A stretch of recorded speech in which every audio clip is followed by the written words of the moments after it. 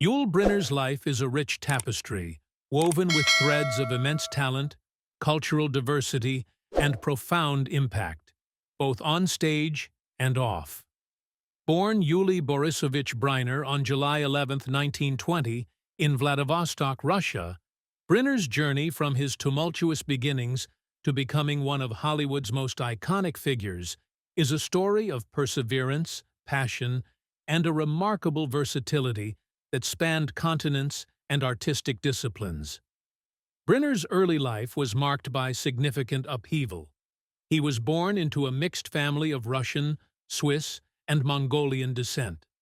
His father, Boris Brynner, was a mining engineer, while his mother, Marusia Dmitrievna, was an intellectual and a music lover. The family's fortunes fluctuated during the political and social upheavals of early 20th century Russia, leading to their eventual emigration.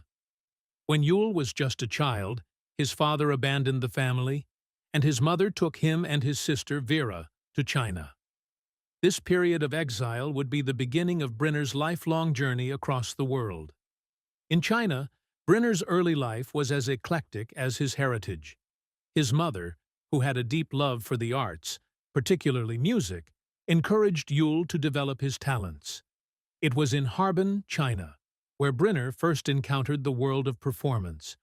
His mother enrolled him in an acrobatic troupe, where he learned skills that would later become instrumental in his stage career. This period of his life also exposed him to the nomadic lifestyle that would characterize much of his future. By the mid-1930s, the Brynner family had moved to Paris.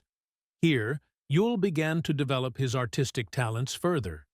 He played the guitar and sang Russian gypsy songs in Parisian nightclubs, a skill that would later add a unique dimension to his stage persona. Paris also exposed him to the world of theater, a world that would soon become his own. Yul Brynner's transition from a nightclub performer to an actor was gradual but inevitable. He found work in Paris as a model and even dabbled in photography, but it was the allure of the stage that captivated him most. During World War II, Brynner worked as a French-speaking radio announcer and commentator for the U.S. Office of War Information, a role that leveraged his linguistic skills and deep voice, traits that would later become his signature on the stage and screen. In 1941, Brynner made the pivotal decision to move to the United States. This move marked the beginning of a new chapter in his life, as he sought to establish himself in the world of American theater. His first major break came in 1946, when he debuted on Broadway in Lute Song, alongside Mary Martin. The play was a moderate success, but it was enough to put Brynner on the radar of Broadway producers. It was during this time that Brynner also began to work as a director at the CBS television studios, further diversifying his skills and experience in the entertainment industry. However, the role that would define his career was just around the corner. In 1951, Yul Brynner was cast as the King of Siam in the Rodgers and Hammerstein musical The King and I. This role would become the cornerstone of Brynner's career, earning him both critical acclaim and public adoration. Brynner's portrayal of King Mongkut was characterized by a commanding stage presence, a perfect blend of authority, charm, and vulnerability that captivated audiences. Brynner's preparation for the role was meticulous. He shaved his head for the part, a bold move that would become his trademark look for the rest of his life. His deep, resonant voice and unique accent added to the mystique of the character, making his portrayal one of the most memorable in Broadway history. The musical was an instant hit, running for nearly 3 years, and winning Brynner a Tony Award for Best Featured Actor in a Musical. The success of The King and I on Broadway led to a film adaptation in 1956, in which Brynner reprised his role as the King of Siam. His performance in the film was equally lauded, earning him an Academy Award for Best Actor. The film solidified Brynner's status as a Hollywood star, and his portrayal of the king became one of the most iconic performances in cinematic history. Following the success of The King and I, Brynner became one of the most sought-after actors in Hollywood. His striking looks, exotic appeal, and undeniable talent made him a natural fit for a variety of roles. Throughout the 1950s and 1960s, Brynner starred in a series of high-profile films, each one showcasing a different aspect of his versatility as an actor. In 1956, Brynner starred in three major films: The Ten Commandments, Anastasia, and The King and I.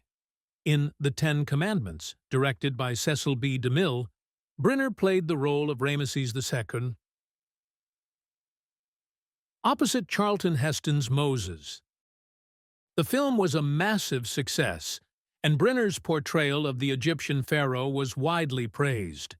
His performance in Anastasia, opposite Ingrid Bergman, further established him as a leading man in Hollywood.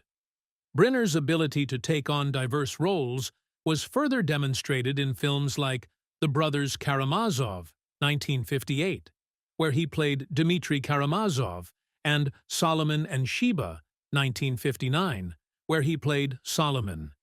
Each of these roles required Brynner to delve into different cultural and historical contexts, something he did with remarkable ease. Despite his professional success, Brynner's personal life was often tumultuous. He was married 4 times, and each of his marriages came with its own set of challenges. His first marriage was to actress Virginia Gilmore in 1944, with whom he had his first child, Yul Brynner II. The marriage ended in divorce in 1960, after years of strain due to Brynner's demanding career and personal issues. In 1960, Brynner married Chilean model Doris Kleiner. The couple had a daughter, Victoria Brynner, but the marriage was short-lived, ending in divorce in 1967. His third marriage was to Jacqueline Thion de la Chaume in 1971, a marriage that also ended in divorce.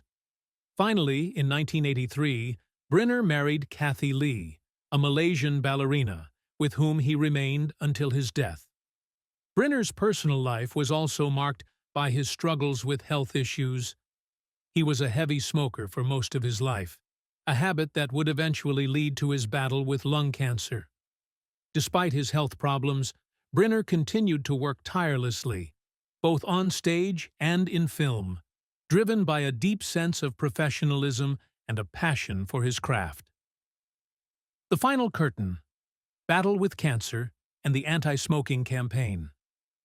In 1983, Brynner was diagnosed with lung cancer, a direct result of his years of heavy smoking. The diagnosis came as a shock to Brynner, who had always maintained a rigorous physical fitness regime. Despite the diagnosis, Brynner continued to perform in The King and I, determined to fulfill his professional commitments. His final performance in the role was on June 30, 1985, just 3 months before his death. As his health deteriorated, Brynner became increasingly aware of the dangers of smoking and the impact it had on his life.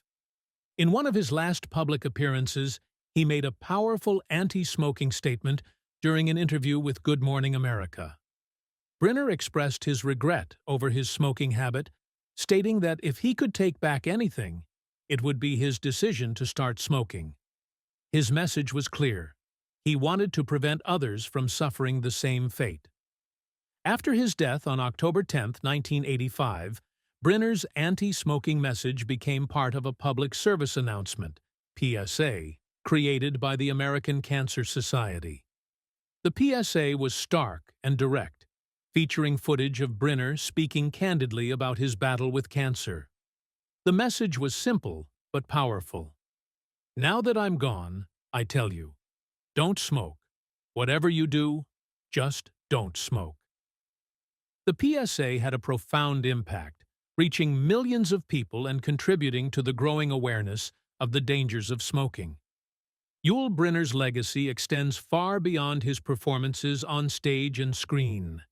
He was a trailblazer, breaking down cultural barriers and redefining the role of the leading man in Hollywood. His portrayal of the King of Siam remains one of the most iconic performances in the history of theater, a role that he played over 4,000 times during his career. Brynner's anti-smoking campaign, which came at a time when smoking was still widely accepted, also left an indelible mark. His candid admission of the consequences of smoking helped to change public perceptions and contributed to the anti-smoking movement that gained momentum in the years following his death. In addition to his professional achievements, Brynner was also a man of deep intellect and cultural curiosity. He spoke multiple languages, was an accomplished musician, and continued his interest in photography throughout his life. These pursuits reflected his broad intellectual interests and his desire to explore the world beyond the confines of the entertainment industry. Brynner's life was characterized by a complexity that extended beyond his public persona. He was known for his commanding presence and the air of authority that he brought to his roles. Yet those who knew him personally often described him as introspective and sensitive. He was a man who valued loyalty and friendship deeply, yet he was also known for his fierce independence and his refusal to conform to expectations. This complexity was reflected in his relationships as well. Despite his many marriages, Brynner often struggled with intimacy and the demands of maintaining long-term relationships. His dedication to his work sometimes came at the expense of his personal life, leading to tensions and eventual separations. Yet, even in his personal struggles, Brynner remained a figure of fascination, his enigmatic nature only adding to his mystique. As Brynner's health began to fail, his thoughts increasingly turned to his legacy. He was acutely aware of the influence he wielded as a public figure and the responsibility that came with it. His decision to participate in the anti-smoking PSA was a reflection of this awareness, a final act of service to a public that had supported him throughout his career. Brynner's message resonated with audiences because it was delivered with the same intensity and sincerity that characterized his performances.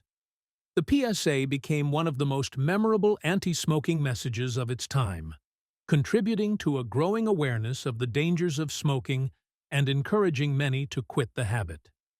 In this way, Brynner's influence extended far beyond the world of entertainment, touching the lives of people who had never seen him on stage or screen. Even decades after his death, Yul Brynner's portrayal of the King of Siam continues to influence the world of theater. The role, which he made famous, has become a benchmark for actors who take it on, with many drawing inspiration from Brynner's interpretation. His dedication to the role, his ability to convey both strength and vulnerability, and his distinctive voice and appearance set a standard that continues to be admired.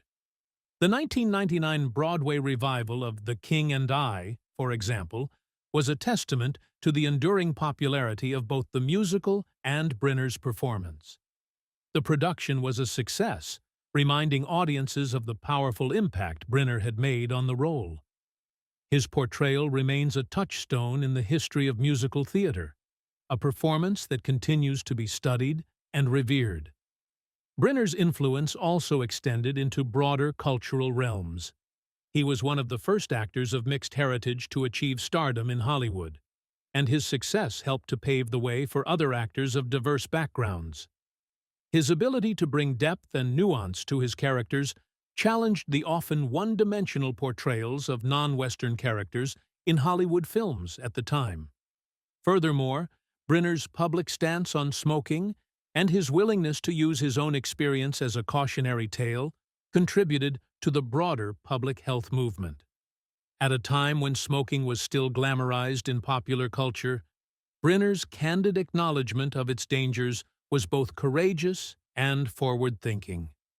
His legacy in this area continues to be felt today, as public health campaigns continue to draw on personal stories to convey important messages. Yul Brynner's life was a remarkable journey that took him from the far reaches of Russia to the heights of Hollywood stardom. His legacy, however, extends far beyond his iconic performances. He was a man of deep complexity, a trailblazer who broke down barriers in the entertainment industry, and a public figure who used his platform to advocate for a cause that continues to save lives. As we remember Yul Brynner, it is important to acknowledge both his contributions to the arts and his impact on public health. His life and work serve as a reminder of the power of art to transcend cultural boundaries and of the responsibility that comes with fame. Brynner's legacy is one of inspiration, not just for his talent and achievements, but for the way he chose to use his influence to make a difference in the world. Yul Brynner's anti-smoking message, which aired after his death, became one of the most impactful public service announcements ever created. The simplicity of his words, combined with the gravity of his situation, left an indelible mark on those who saw it. His message was clear, heartfelt, and came from a place of deep personal experience. It was a stark reminder of the consequences of smoking, delivered by a man who had experienced them firsthand. The PSA continued to air for years after Brynner's death, contributing to a growing movement against smoking. It became a cornerstone in the fight against tobacco use, with many former smokers crediting Brynner's message as a key factor in their decision to quit. His words were echoed in countless anti-smoking campaigns that followed, each one building on the foundation that Brynner had helped to establish. Brynner's influence extended to future generations of actors, particularly those of diverse backgrounds who found inspiration in his career. His ability to navigate the complexities of Hollywood while maintaining a strong sense of identity provided a blueprint for other actors facing similar challenges. His success demonstrated that talent and determination could overcome the barriers of race and ethnicity, paving the way for greater diversity in the industry. His legacy is one of both artistic excellence and social responsibility. He was a man who understood the importance of his platform and used it to advocate for causes that were close to his heart. His contributions to the arts, combined with his efforts to raise awareness about the dangers of smoking, ensure that his memory will continue to resonate for generations to come. Yul Brynner's legacy is firmly established, not only as a Hollywood icon, but as a symbol of resilience and advocacy. His performances in film and theater continue to be celebrated, and his work against smoking remains a critical part of his legacy.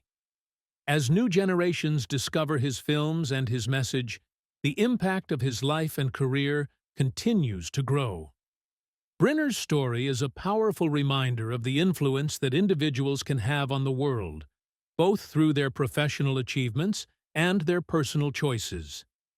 His life, marked by both triumph and tragedy, serves as an enduring example of the ways in which talent, determination, and a commitment to doing good can leave a lasting mark on the world. The anti-smoking PSA featuring Yul Brynner became a template for future public health campaigns. Its success lay in its straightforward, personal approach. Brynner's message wasn't just another statistic or health warning. It was the testimony of a man who had lived through the consequences of smoking and who wanted to use his remaining time to make a difference. This approach has been emulated in countless other campaigns, which often feature real people telling their stories to emphasize the dangers of smoking and other harmful behaviors. Public health officials recognize the power of personal stories in changing public perception and behavior. Brynner's PSA was among the first to harness this power so effectively, leading to its long-term use and influence. The success of this campaign has led to similar approaches being used in campaigns about other public health issues, such as drunk driving, drug abuse, and more recently, the dangers of vaping. Contributions to film and theater beyond. The King and I. While The King and I remains the defining work of Yul Brynner's career, his contributions to film and theater were far more extensive. Beyond his iconic role as the King of Siam, Brynner showcased his versatility in a range of genres, from historical epics to action films. In The Ten Commandments, 1956, his portrayal of Ramesses II was as commanding as it was nuanced, standing out even in a film filled with legendary performances. His ability to bring complexity to the role of an antagonist demonstrated his range as an actor, further cementing his status as one of Hollywood's leading men. In Westworld, 1973, Brynner took on a completely different kind of role as the gunslinger, a robot gone rogue in a futuristic amusement park.